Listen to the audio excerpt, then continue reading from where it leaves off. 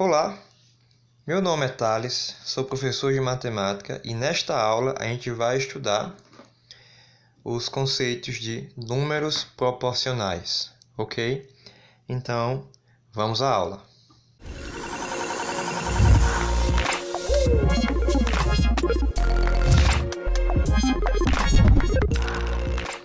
Bom, o objetivo dessa aula é falar sobre números proporcionais. Para tanto, é necessário que a gente fale de duas coisas antes. A gente vai falar primeiro de razão e depois a gente vai falar sobre proporção. O que vem a ser razão? Dado dois números x e y, com y diferente de zero, a razão de x para y pode ser indicada pela fração x dividido para y ou pelo quociente x dividido para y, certo? Qualquer um dos dois jeitos. Lê-se x está para y, certo? Nesse primeiro exemplo, um exemplo simples, qual é a razão entre 20 e 25, certo? Então, para a gente saber qual é a razão entre 20 e 25, a gente faz, né? A razão entre eles, que é somente dividir 20 por 25. Nesse caso não é divisível, a gente simplifica. Simplificando 20 por 5, a gente fica com 4. Simplificando 25 por 5, a gente fica com 5. Logo, isso aqui é a nossa razão, certo? 4/5 é a razão. Ok. Temos então algumas razões importantes. Elas aparecem em outras áreas afins. Por exemplo, a velocidade média.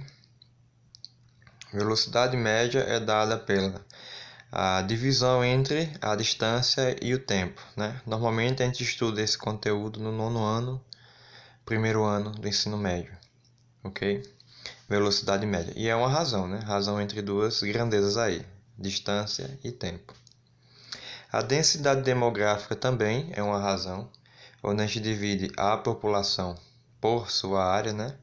Quando a gente quer saber o número de pessoas por metro quadrado, quilômetro quadrado, a depender da forma como a área se trata, certo?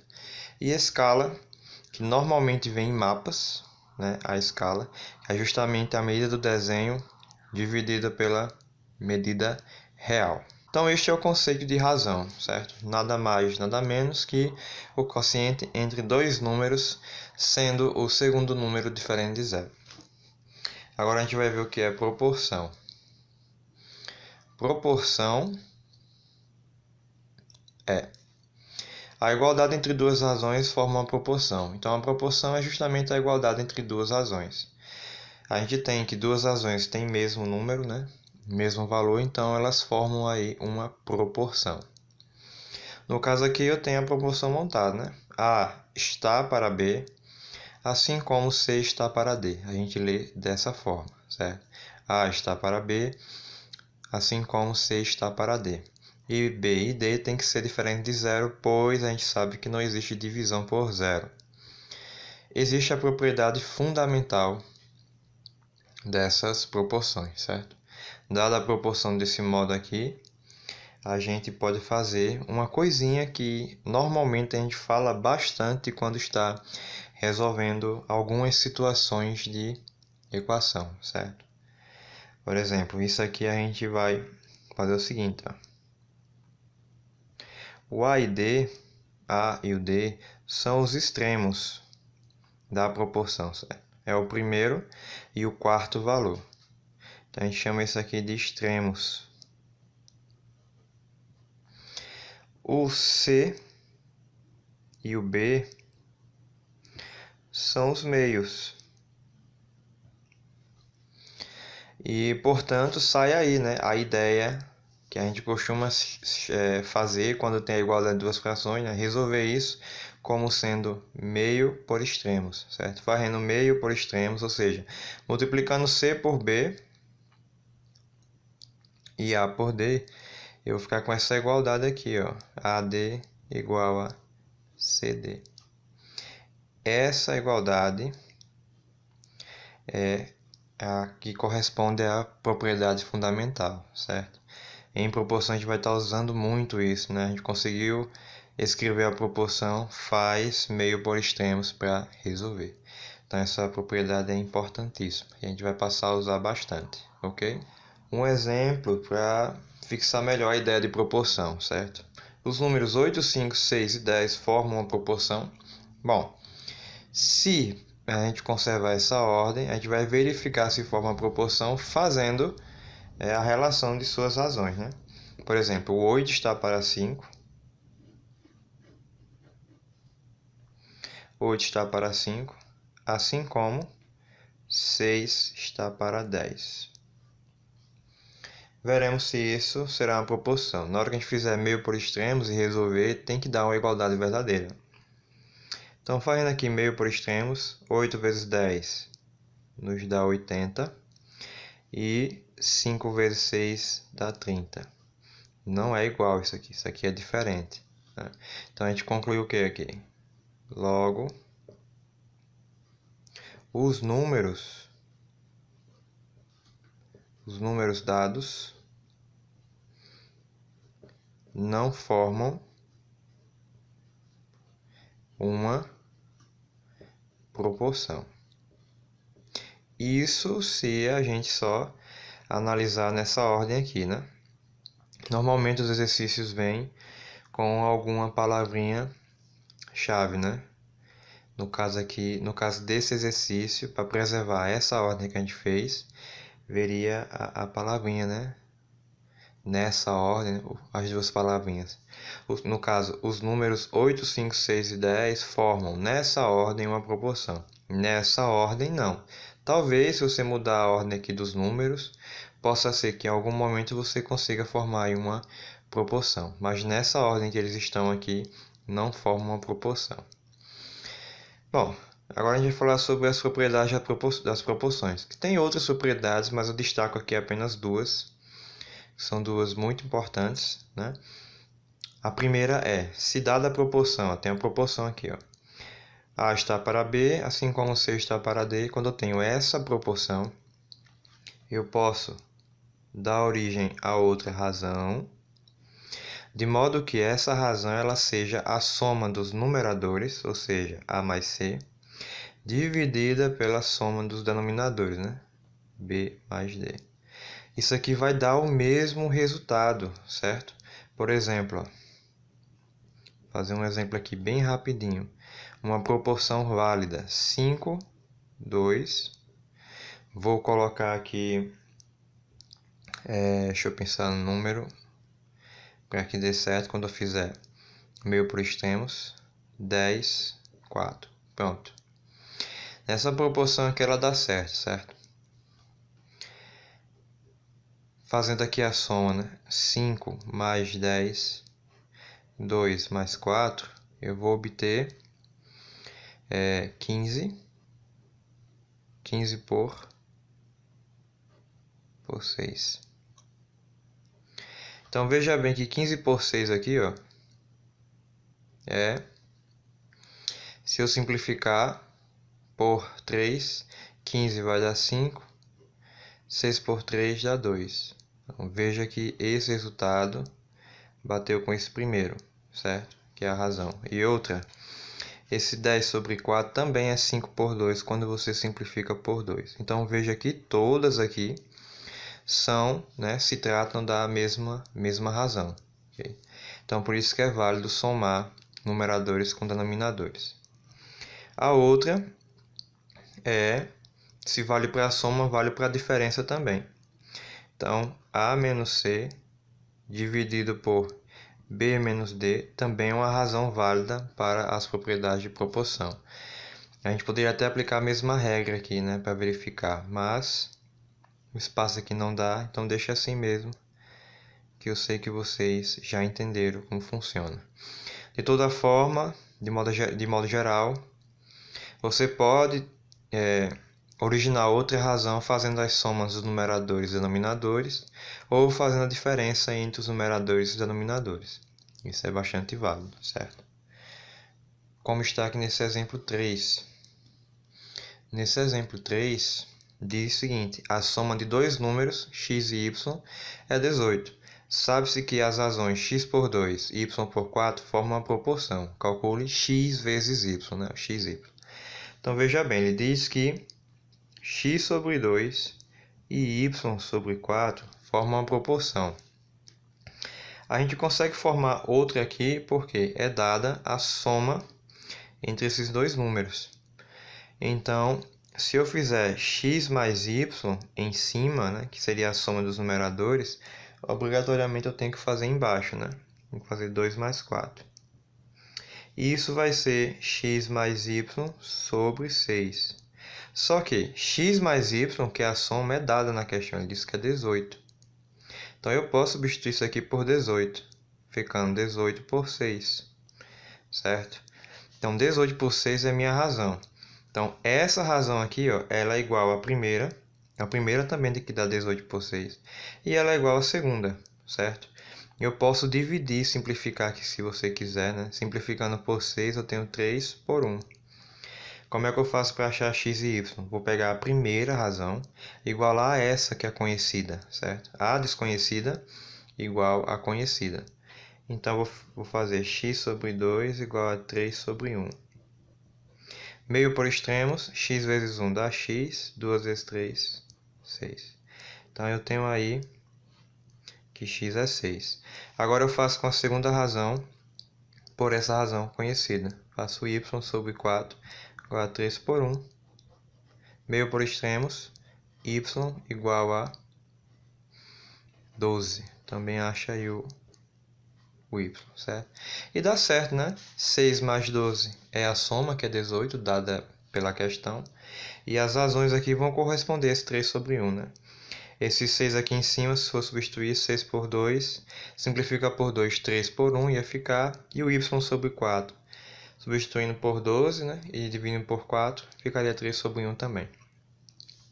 Então, esses exercícios que dá a soma ou a diferença de dois números e depois parte para as razões, ele está pedindo que você use as propriedades de cima, certo? Então, eu fiz aqui, bem básico, e essa é uma aplicação simples para as propriedades. Agora, né, já que a gente falou de razão e proporção, agora tem sim como falar sobre números proporcionais, certo? O que vem a ser números proporcionais para a gente. Então, tá aí a definição, né? Dizemos que os números ABC são diretamente proporcionais. Essa é uma informação em que vai estar disponível para vocês nas questões, para poder fazer. Aos números D, E, F, esses números não podem ser zero, nenhum deles pode ser zero. Respectivamente, então a palavrinha respectivamente, né, vai fazer com que estabeleça a mesma ordem entre os elementos de cima e os de baixo. Quando? Aí a gente vai escrever a proporção, certo? Quando o quê? Quando A está para D, ou seja, o primeiro está para o primeiro de ambas as sequências. B está para E, assim como C está para F, certo? E essas razões aqui, como são iguais, elas geram o mesmo número. Eu vou chamar de K. E esse K aqui a gente chama de coeficiente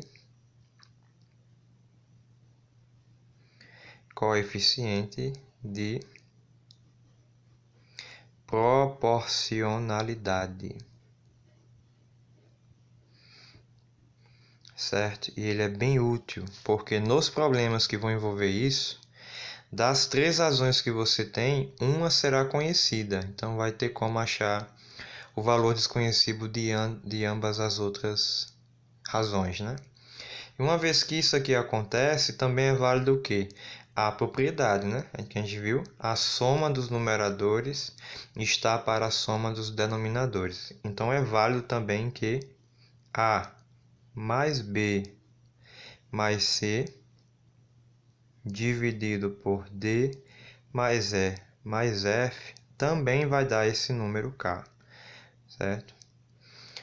Então, se em algum momento eu precisar fazer a soma de todos, eu sei que a razão que originar aqui vai servir para as razões de cima, né? As razões particulares.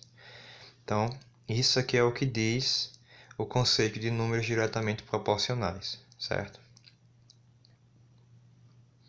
Um exemplo. Determine os números x e y para que os números 6, 8 e 16 sejam diretamente proporcionais aos números 30, x e y, certo? Então, se são diretamente proporcionais, então eu vou fazer o quê? Vou dizer que 6 está para 30, assim como 8 está para x e 16 está para y. Então, eu escrevo isso aqui. 6 está para 30, 8 está para x, 16 está para y. Então, veja o que eu falei na instante, né? Das três razões dadas, uma é conhecida. Quem é conhecida? Essa primeira aqui, ó. Então, eu posso fazer a relação dessa conhecida com uma desconhecida. Então, aqui, eu posso fazer 6 está para 30, assim como 8 está para x, e usar a propriedade, né? Fundamental, meio por extremos, 6 vezes x, 6x, e 8 vezes 30, 240. Agora, basta resolver, né? X é 240 por 6. Então, x é 40. Nos dá x 40. Agora, eu posso fazer outra proporção, né? A primeira com a última e também vamos ter o mesmo resultado. Mesmo não, né? Desculpem. A gente vai achar o valor para y, né? A gente vai resolver da mesma forma, na verdade. 6 sobre 30 igual a 16 sobre y. Aí eu faço meio por extremos. 6y igual a 30 vezes 16, 480. Y é 480 por 6.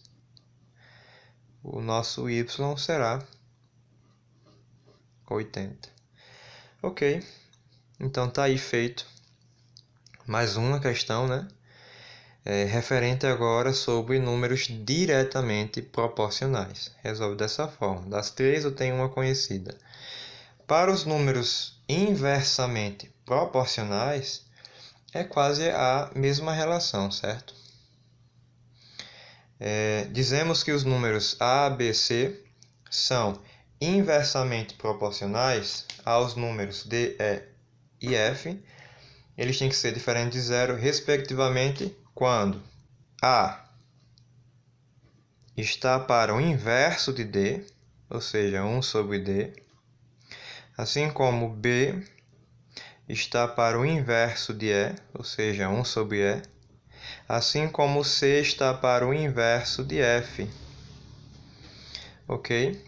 E isso aqui, na hora que você faz, né, as divisões das frações, você vai ter que A multiplica D, aqui A vezes D é igual a B vezes E, é igual a C vezes F. Né? Isso aqui dá quem? Dá uma constante K. Como é que deu AD, BE e CF? Né? Só vou fazer a primeira aqui. Ó. Nessa aqui, né, aplicando a divisão de fração, você faria, repetiria, né, o primeiro e multiplicaria pelo inverso do segundo, que é D sobre 1. E isso aqui, né, AD, ficaria AD sobre 1, e 1 a gente precisa colocar, por isso que fica AD.